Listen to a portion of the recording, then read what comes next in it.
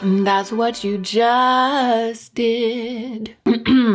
Hey y'all, here's what's going on. I want to try a makeup look that I've never done before. I'm going to do that on camera, and I decided to do this in the style of a video that I did a couple of weeks ago. It was a video in which I just randomly grabbed the makeup that I felt like applying, applied it on camera, and then at the end, I added up the prices of all of the things, the individual things, some of which were things that I owned myself.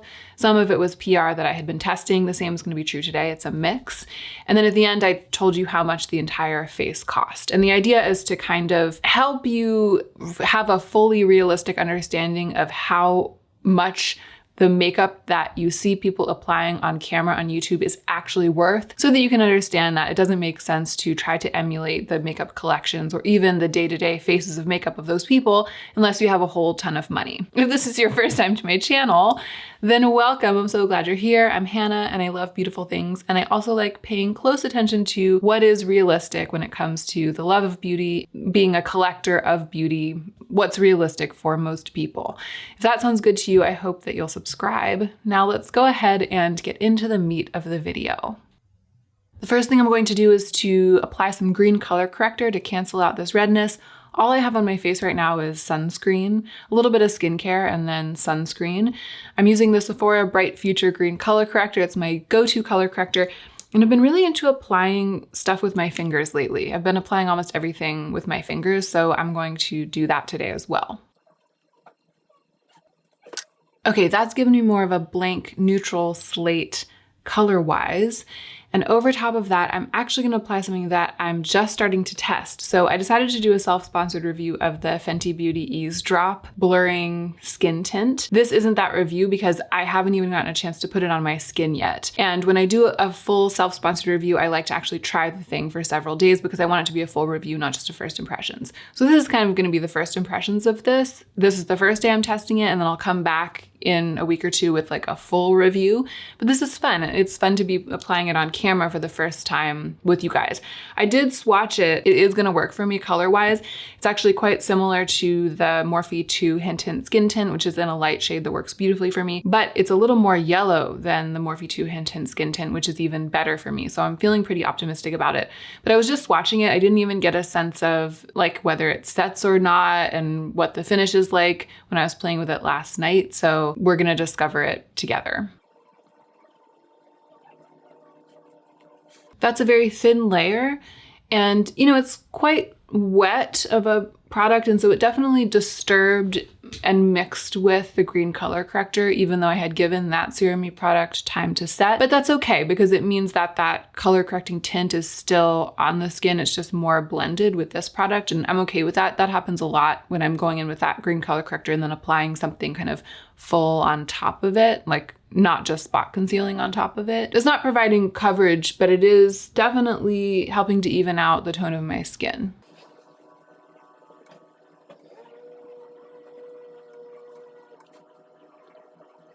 So that's one thin layer rubbed in on this side of my face and not on that side, although this side is color corrected. I'm seeing a bit of a difference, especially in like the redness under my eye, right? You can really see the difference here, but it's definitely just a tint. It's kind of even reminding me of like the Glossier tint more than the Morphe Hint Hint, which is more of a foundation, I feel, than this. Before I apply it to the other side of my face, I'm actually gonna see if I can build it up on this side so you can continue to see the difference between the product on the skin and the skin without the product on it. I'm trying to put a thicker layer on this time for science. It is building a little bit. I really love the color.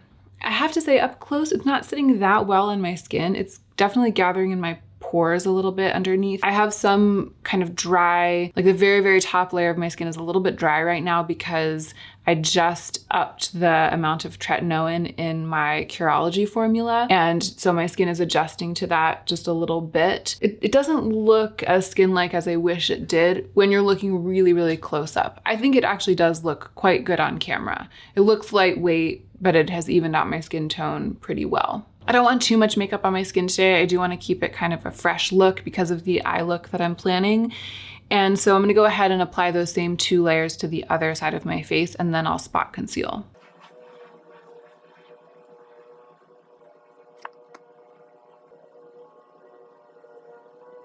Okay, first impressions of the Fenty Ease Drop. It seems not to really like being rubbed into the skin.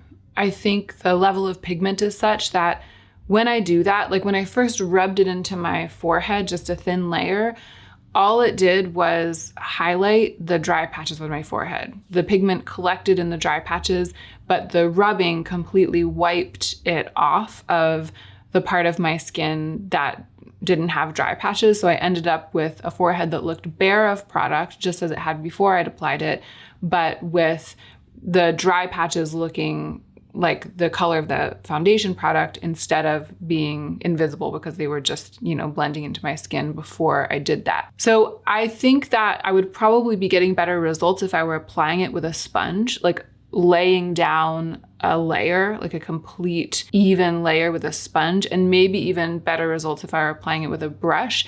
I think probably applying this product with hands is the least good way to apply it, because even building up 2 layers, it's still grabbing some of my dry patches and it's like gathering in my pores. Once I added the second layer though, it started to look much better. So on my forehead, when I went in with a second layer and I was a little more gentle and didn't really rub it in, the rest of my skin started to get tinted and blend in with the patches that had picked up on. When I applied the second layer over this part of my face, which tends to be the part that has pores that show, the pores started to disappear into the rest of my skin because the product was covering the surface of the rest of my skin. So, it is buildable. I actually think building is probably key with it. Testing it on a day when I do have dry patches on the surface of my skin is probably doing it the biggest disservice that I could possibly do it. So I definitely can't really give my complete feedback on it right now. The jury is still out though, completely on whether I can make it work or not. It's not a situation where as soon as I put it on, I was like, oh yeah, I'm really optimistic about this. I put it on and I'm like, wow, I really am gonna have to tinker with this for a week or 2 before I can give you the tea. And that is what I will proceed to do. For today, I'm gonna go in with my tried and true concealer, which is the Makeup Forever Ultra HD. Ordinarily with a product like this on my face, because you can see it has brightened my skin up quite a bit. Ordinarily, I would try not to put too much product on top of it, but I am going to use the skin-like quality of this product to help the surface of my skin just look a little bit better than it currently does with this other product on it. And then I'm gonna spot conceal with my Old Faithful, the NARS Soft Matte Complete Concealer.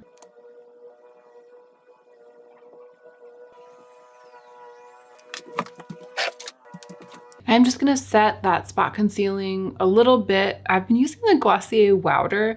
This is something that, it wasn't exactly PR, it's just that I used some store credit that I have from people using my Glossier discount link to buy it so that I could review it. I'm not a powder person, so it's not something that I ordinarily would have bought, I wouldn't have bought it with my money. But as long as I have that store credit, I feel like it's good to buy things so that I can then use them and report back to you about them. The thing that makes me reach for it over and over is that I do find that it doesn't look powdery. It tends to help things stay in place, and then it tends not to look powdery. And sometimes it does help blur a little bit the fine lines in my forehead if I'm wearing my bangs up. I'm not a powder expert, but I'm not mad at this one. That was just the tiniest bit of powder too. I mean, I'm not over here powdering my face. I'm brushing a tiny bit of powder onto the places where I want to set spot concealer so it doesn't wear off over the course of the day.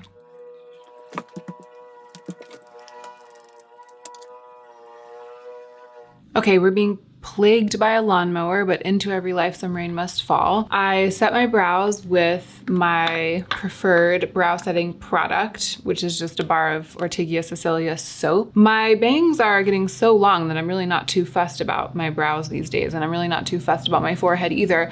I have to say, the Fenty Ease Drop it's not looking great around my dry patches. Even though I have dry skin, I don't usually apply makeup on top of a face that has like conspicuous dry patches. I'm usually exfoliating that stuff away, keeping my skin super moisturized. It's not like I need something that can handle dry. Oh my goodness. Basically, it's not a requirement of mine that my foundation product be one that can go over dry patches that are really standing out on the skin without picking up on that dead skin at all. I feel like that's really a lot to ask for a foundation product, and I usually am not dealing with, it's not like I constantly have those dry patches on my skin. I have dry skin without too many dry patches. I'm just gonna go ahead and do the eye makeup and then tell you about it later, because I don't wanna stop and wait until this is done, but I can't keep talking while this is going on.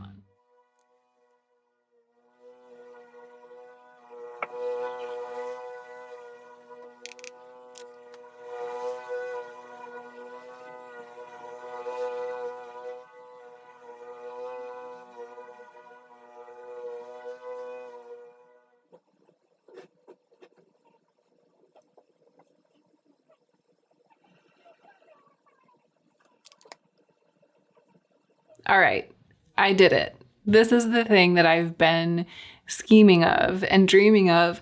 I feel like there's this, I don't know, is it like a cool girl trend of just putting a matte pastel bright all over the lid? And I've just been like, is that something that I can do? I always feel like this kind of thing makes me look like a Bratz doll, or in this color, like a Barbie doll. I can't tell. I feel like there's a world in which it's working and it actually looks kind of chic, especially if I keep everything else really minimal and clean and I don't put any cool toned pinks on my face anywhere. That's what would really make it look like Barbie if I did that. So as long as I don't do that, maybe it looks like the cool girl trend thing. But I also kind of feel like Joe's gonna look at me and be like, you look like Mimi from Drew Carey. Depending on your lens, it could kind of go either way, whether it looks cool or not cool. Not that Mimi's not cool. In any case, it's always fun to see something new. I always get a kick out of seeing myself like in something new, and it does make me want to kind of keep looking and assessing and adjusting,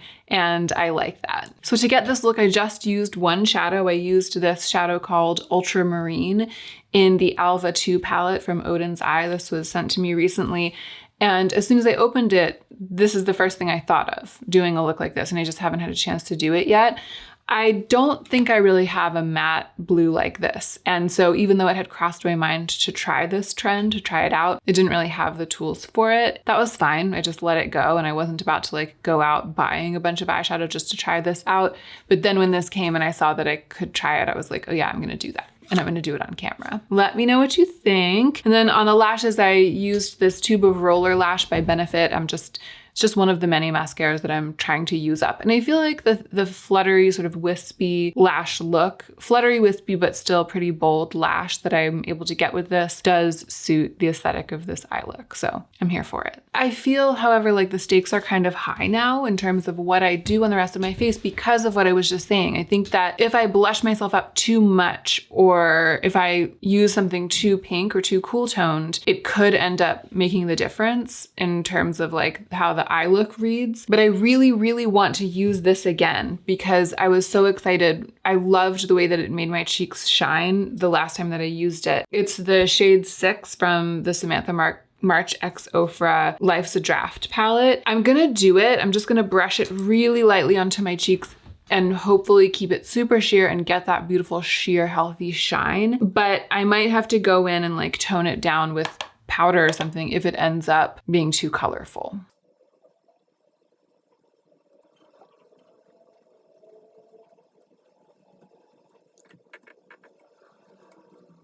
It's just a bit too much. It's also a placement issue. I'm gonna clean it up, but I have to say, I love this product. I love this powder. I think so far, and I have been messing around with this a little bit since it came, this is the thing that I've loved the most. I just love the sort of sheerness of the pigment, like the sheer shininess of the pigment. It's my favorite cheek powder that I've come across in a really long time. Okay, even though it did add a good bit of color to my face, I feel like it has this healthiness, this kind of natural, healthy glowiness that means that it's not making a caricature of the eye look You know, if it had been more just like a bright pink splotch on the cheeks rather than this sort of like all over wash of glossy color, then that would be an issue. But I actually feel like it's working with the eye look.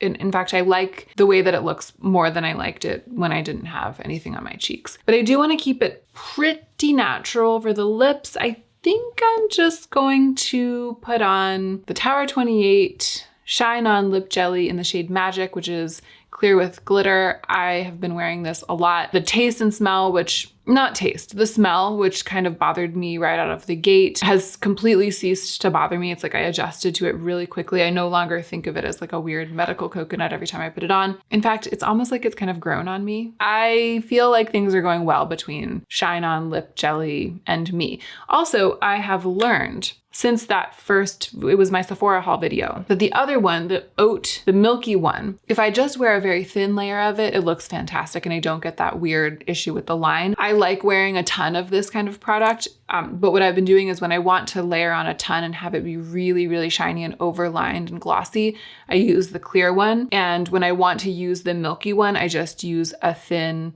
layer and it looks great. It looks like the thing that I was trying to buy. So it's actually worked out well. Yeah, very overlined glossy lip. I have gloss like up to here and I really like that. And this lip gloss works really well for me for that, but not in all colors, just in this clear.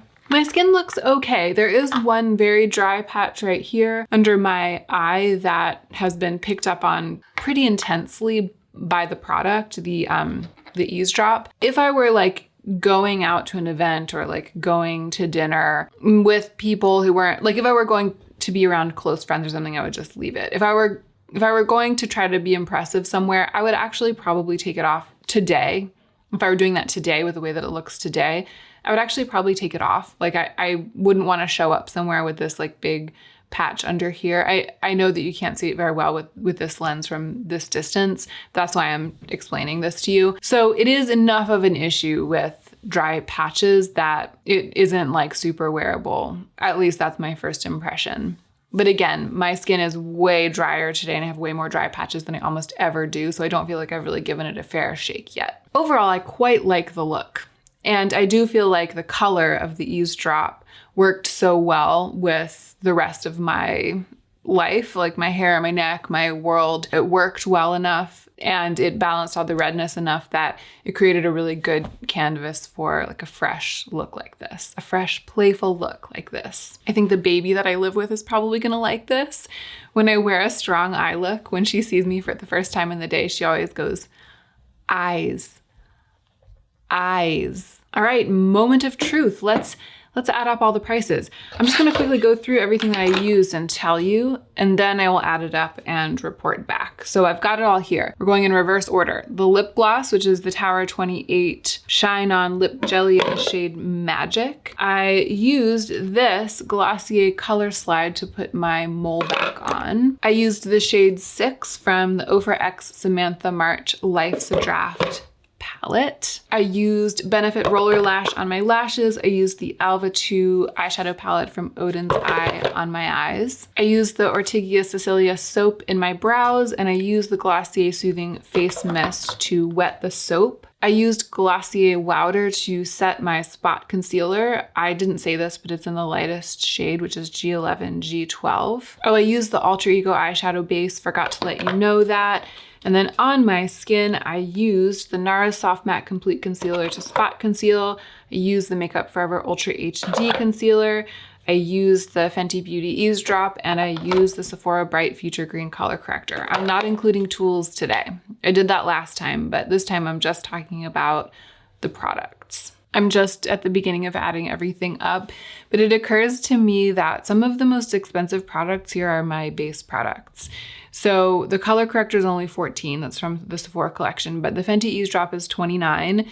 The Makeup Forever concealer is $28 and the NARS concealer is $30. So essentially all three of the products that I used to even out my skin tone and conceal blemishes, each one of the three is $30. So that's $90. And then the color corrector, $14, that puts it over the $100 mark. So $100 is the cost just of evening out my skin tone before I even started applying color cosmetics. And I didn't even include the Glossier Wowder in that. The Wowder is another $22. So we're well over $100 just for the base. Okay, I'm back. I added up the makeup prices and a whole bunch of other stuff happened too. The light has probably even shifted in the background. It's like the evening now. It was like the morning before, now it's the evening.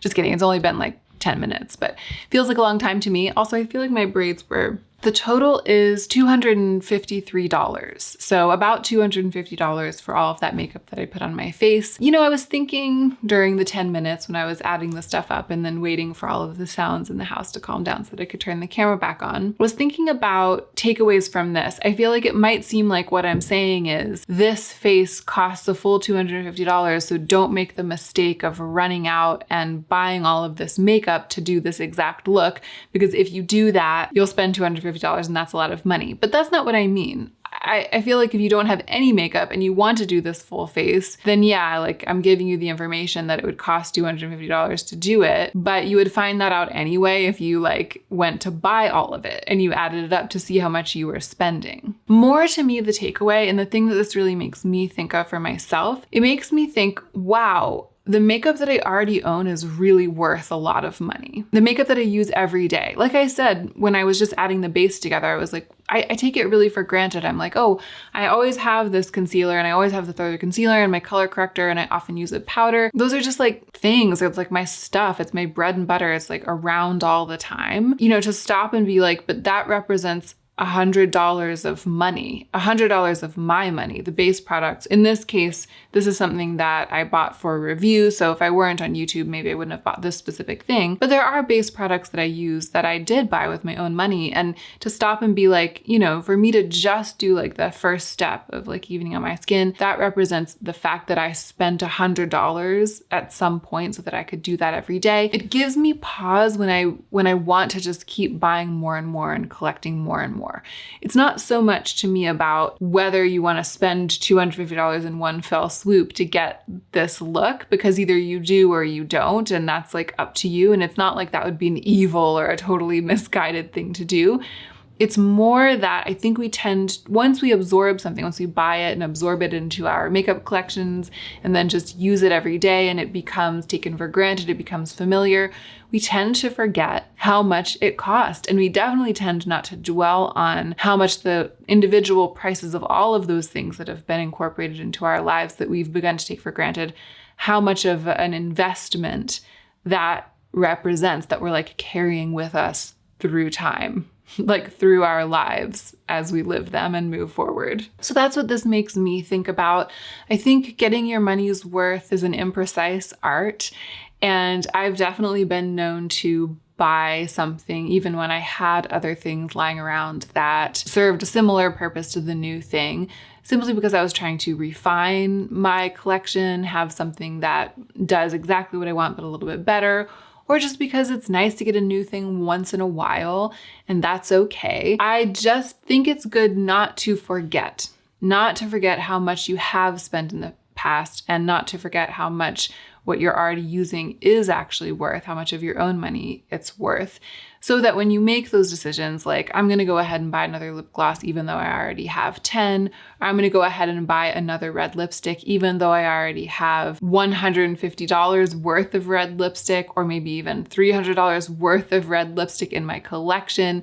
It's good to just know that that's what you're doing, because even if you haven't bought one in a long time, or even if you don't have one with the exact undertone or one from the brand that you're considering or whatever, it doesn't mean that you haven't spent $300 of your money on red lipsticks in the past. And it's just good to remember. I like to do these little things because I feel like the more information that you have about yourself and about what you've done in the past and about what you already own and about what you like, the more information you have, the more confident you can be when you're making the decisions that you're making. And again, I'm not saying your decisions always have to be perfect.